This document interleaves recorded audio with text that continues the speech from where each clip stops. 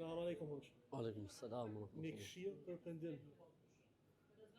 Pendimi është si puna e solucionit që pastron njollat.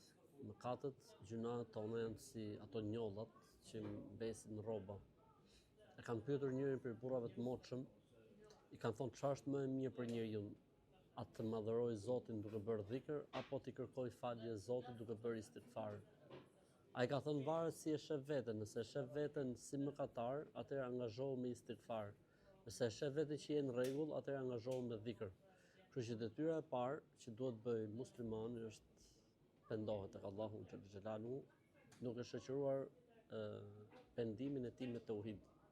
Dhe një nga formulat më të bukura të pendimit është formula e Yunusit alayhi salatu wassalam, la ilaha illa anta subhanaka inni kuntu minadh dhalimin. Ka zot tjetër që meriton të jetë zot, adhurohet si zot përveç teje, unë kam bërë padrejtësi vetes time.